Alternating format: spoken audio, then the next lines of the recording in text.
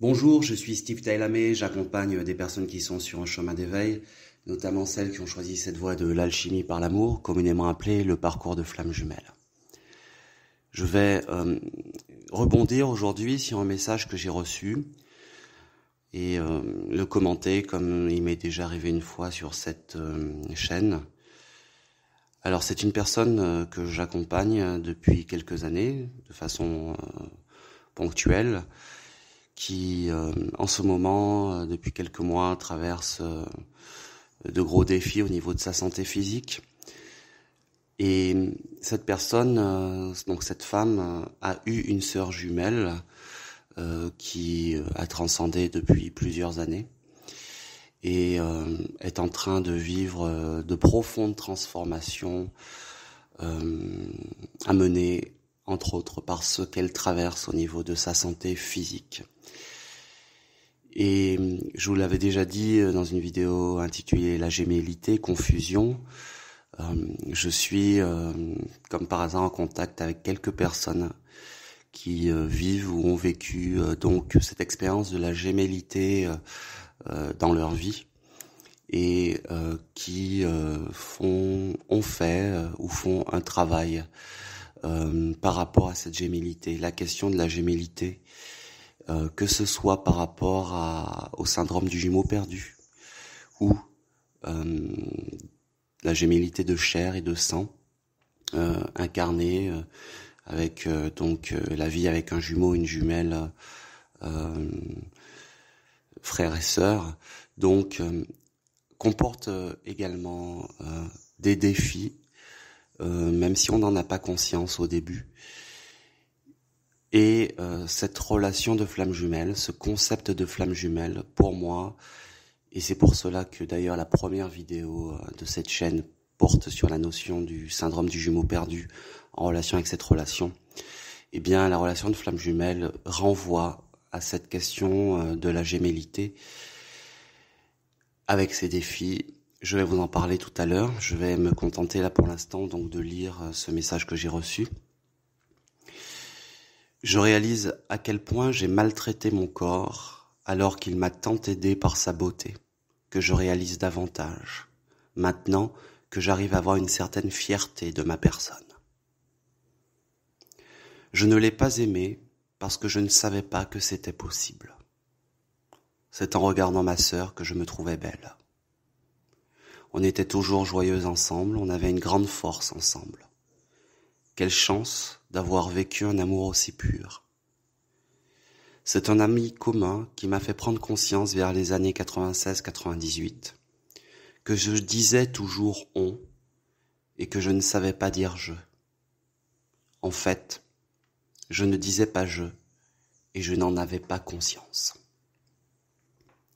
J'ai reçu donc ce témoignage ce matin de cette personne qui me fait régulièrement, fait le point avec moi régulièrement sur ses compréhensions dans le cadre de cette épreuve physique.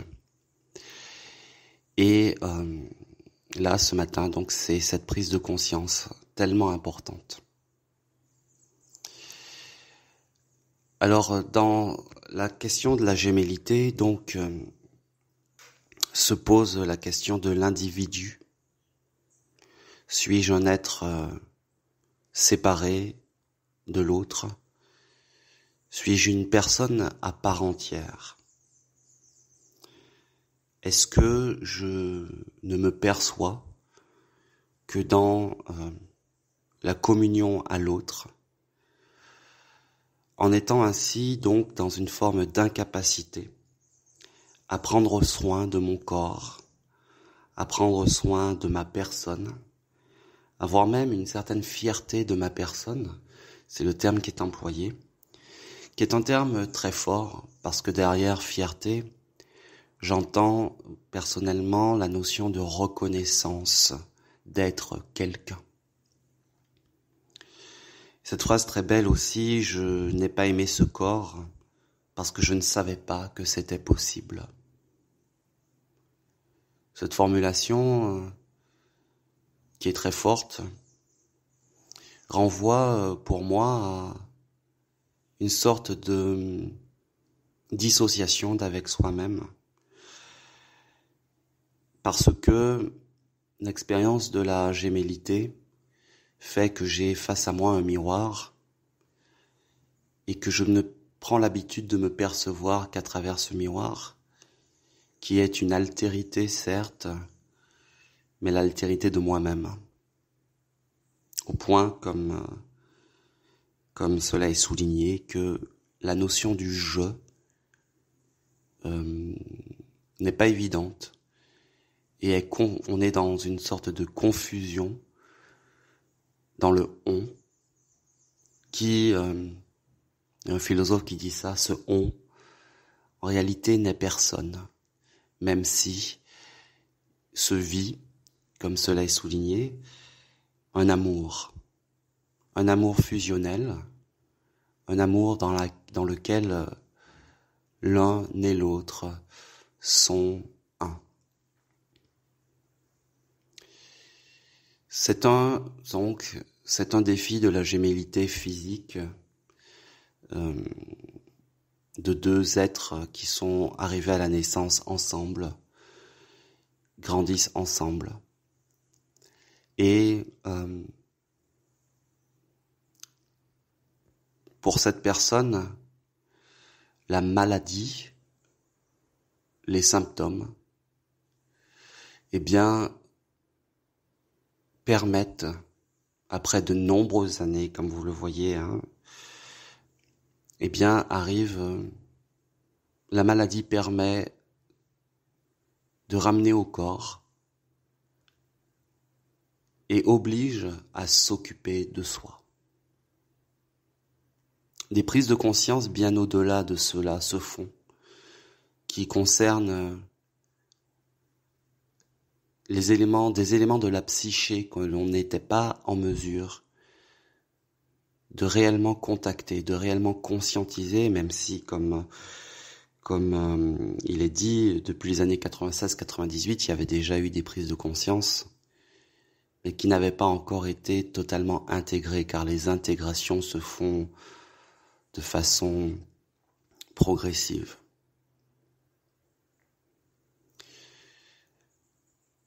Derrière le concept de flamme jumelle, bien il y a réellement cette notion de gémellité, de fraternité, d'effet miroir. J'appelle moi-même souvent l'autre le miroir. Et il y a donc un archétype très présent, très ancré de cette fusion retrouvée, puisque dans le parcours de flamme jumelle, il y a donc cette notion de reconnexion.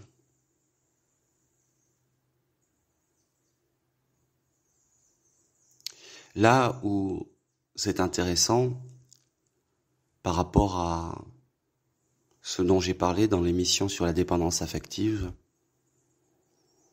c'est que cette reconnexion, effectivement, on entend cette expression, j'ai l'impression d'être retourné à la maison, cette sensation d'être comme dans une bulle, d'être comme dans une matrice à nouveau, comme si une unité perdue avait été retrouvée.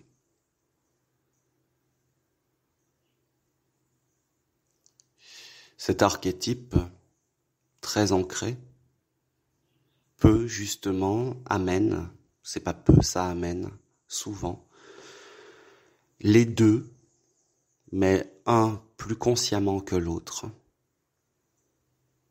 de façon plus assumée que l'autre,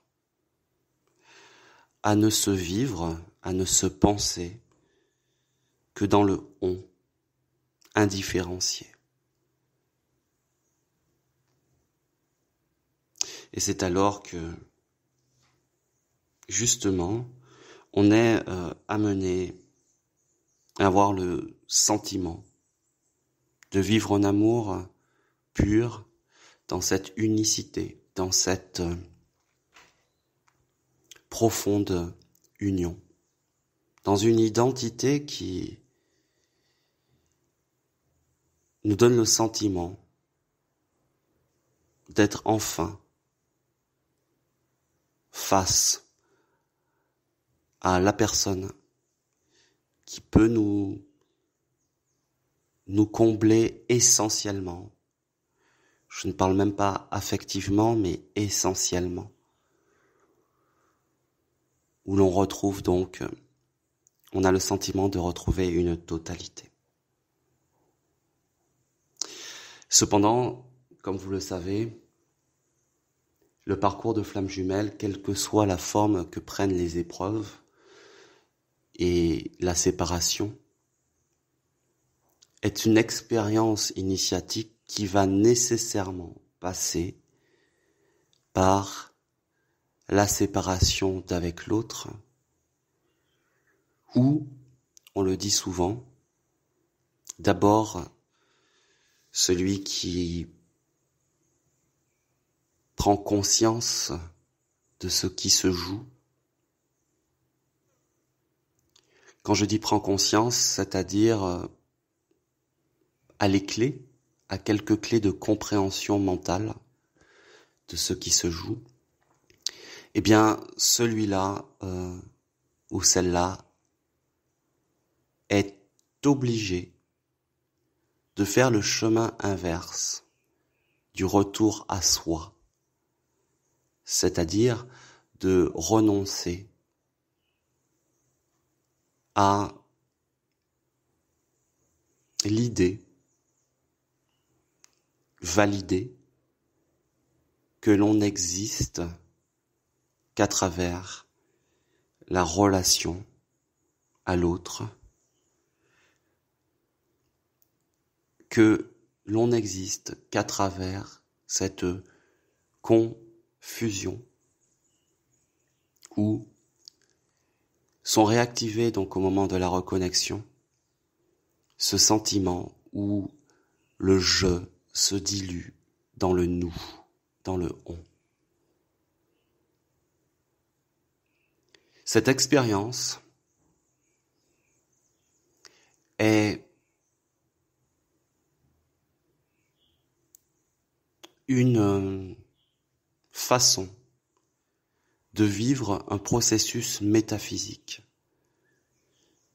spirituel, essentiel,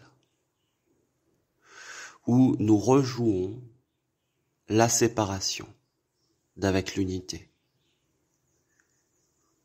pour s'individualiser, se retrouver dans son soi, mais également, comme vous le percevez, et dans ce qui est écrit là, mais on le dit, se retrouver aussi dans son corps. C'est-à-dire accepter pleinement l'expérience individuelle de l'incarnation, qui amène à être présent à soi-même, à son corps.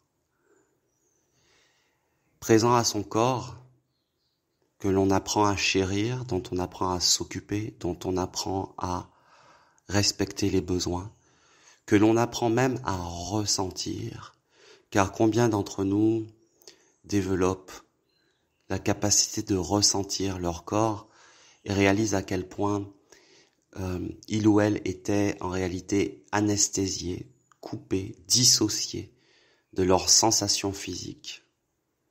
Comment on peut avoir vécu en réalité complètement à côté de son corps, c'est-à-dire à côté de sa vie. Se couper de son corps, apprendre à se vivre comme un corps à part entière, apprendre à réellement savoir ce que ça signifie aimer son corps et même intégrer réellement comment c'est possible et en quoi c'est possible, nous amène nécessairement dans notre vie à poser les actes justes pour ce corps, à faire les choses bonnes pour ce corps, y compris dans en étant dans notre mission de vie. Par exemple, vous avez une activité, un cadre de vie, un entourage. Et à mesure que vous apprenez à ressentir, à être présent à ce corps et à aimer ce corps, vous vous rendez compte que vous ne pouvez plus supporter certaines choses, que vous êtes mal dans votre métier, que vous n'êtes pas à l'aise dans tel contexte. C'est aussi ça. Accepter d'être un corps et de le ressentir, de l'aimer, de le préserver. Ce qui oblige à des choix individuels. C'est tout le travail qui est demandé à celui ou celle qui, se croyant prêt, se contentait d'attendre, serait tenté d'attendre. Je l'ai un petit peu évoqué, en concentrant peut-être même toute sa démarche thérapeutique vers l'autre, dans la perspective de retrouvailles, de réunions, où finalement, il n'y a pas eu de renoncement au on, au nous. On fait semblant, quelque part, dans ce cas-là, de s'occuper de soi. Mais en fait, c'est encore pour le on. On n'est pas dans cette forme de retour à soi qui nous permet d'aller vers notre vie. C'est cela, aller vers donc la complétude, que d'autres âmes qui vivent l'expérience de la gémellité fraternelle expérimentent aussi, comme le cas de cette personne qui vit à travers cette maladie et dans la continuité de cette gémellité un processus vers la complétude, vers un éveil de plus en plus profond et de plus en plus intégré dans les cellules du corps.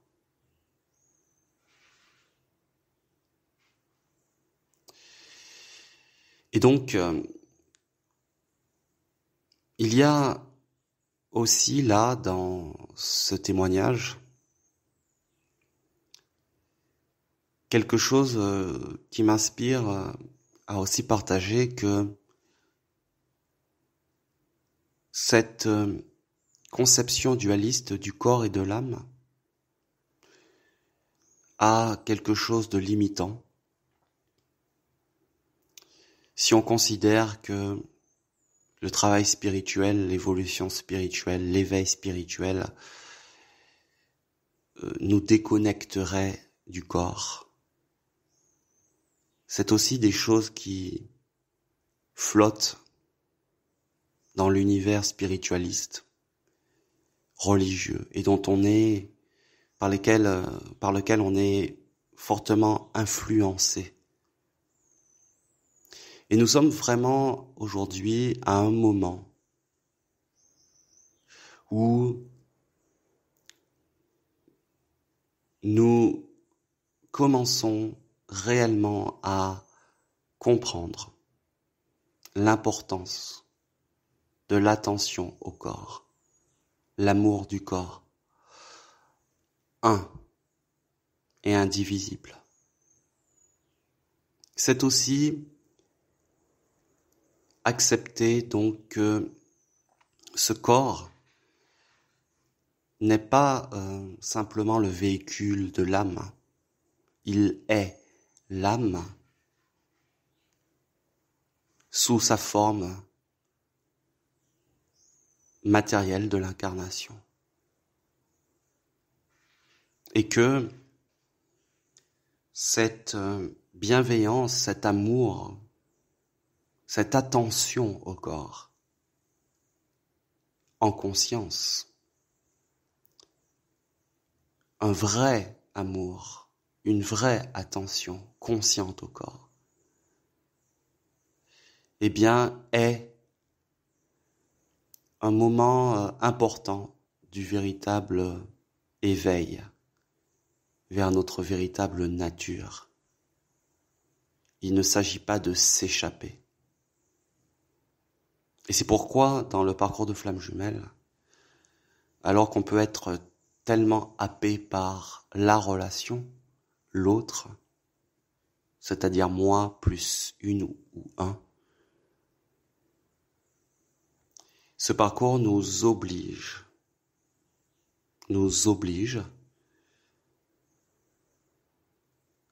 à nous retourner vers nous-mêmes,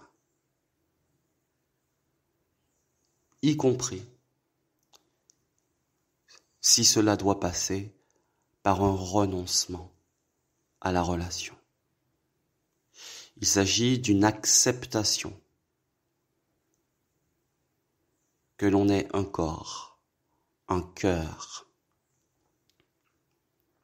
et que l'on a une vie, une expérience individuelle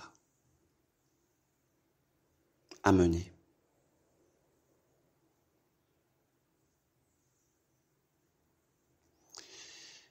Et c'est là que peut, éventuellement, je dirais si nécessaire, s'opérer, et bien ensuite, au terme de la poursuite du processus, non pas la fusion, non pas la confusion, où on ne sait pas qui l'on est, mais une autre dimension de fusion entre deux êtres complets, c'est-à-dire qui savent,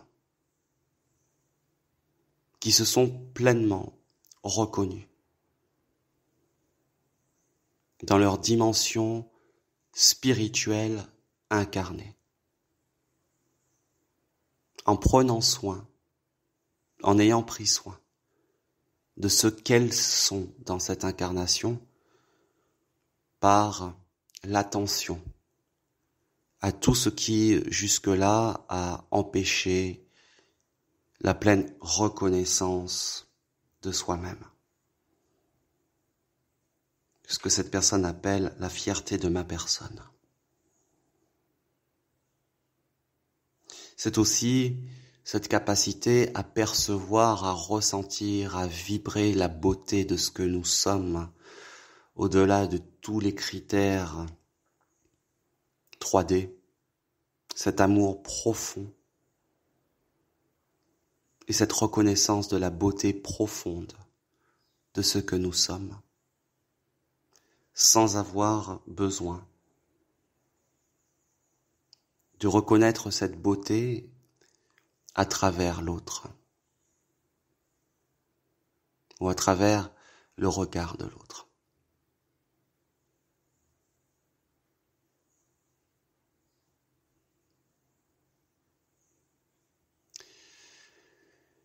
Alors, pour faire le lien rapidement aussi avec le syndrome du jumeau perdu,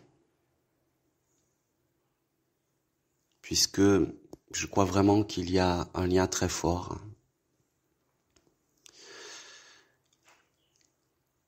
Eh bien, dans quelle mesure cette relation de flamme jumelle ne nous permet-elle pas de rejouer un traumatisme qui n'est un traumatisme que pour l'ego qui ne sait pas qui il est, qui nous sommes.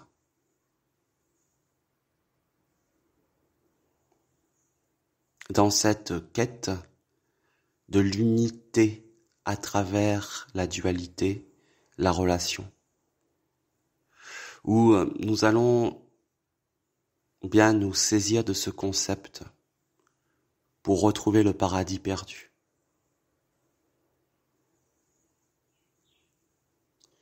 Alors que ce concept nous permet effectivement d'incarner le paradis intérieur,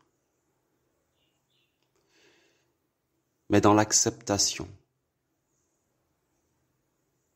Dans l'acceptation, de vivre l'expérience humaine, c'est-à-dire l'expérience de l'individualité. Alors quel est le sens de tout ça? C'est tellement vertigineux. Je parle là et je sens bien que il faut le vivre pour comprendre, pour ressentir ce que je veux dire. Je dirais en tout cas que le parcours spirituel de retrouvailles avec soi-même, de reconnaissance du soi, passe par l'expérience de la dualité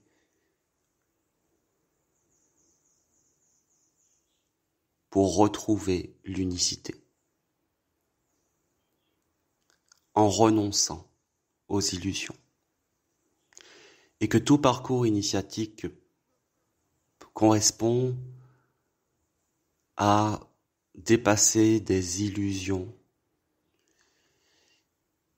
Et les illusions, ce sont souvent des incompréhensions, des compréhensions limitées, égotiques, 3D, dans lesquelles on n'a que des soupçons de ce vers quoi nous sommes emmenés, amenés. Et pour aller beaucoup plus en profondeur, jusque dans un espace où les mots sont beaucoup plus difficiles à trouver.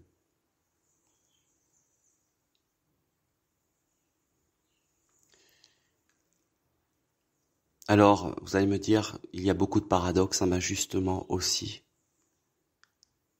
C'est toute la beauté du parcours spirituel, c'est que des choses qui semblent opposées ne le sont pas. Ces choses sont opposées pour le mental, qui ne comprend pas tout. Et l'un de ces paradoxes, dans la relation de flamme jumelle, c'est que plus j'accepte la plénitude que je suis, y compris dans un lâcher-prise total qui peut être un renoncement intérieur à la relation, je suis baigné aussi dans cette relation. Et cette relation concerne effectivement le jumeau, la jumelle, mais dans une plénitude qui fait que finalement, à travers la profondeur de la relation initiatique à l'autre, c'est une ouverture à la relation universelle aux êtres, dans cette forme d'amour qui n'est plus une émotion viscérale, un sentiment même, mais qui devient un état d'être.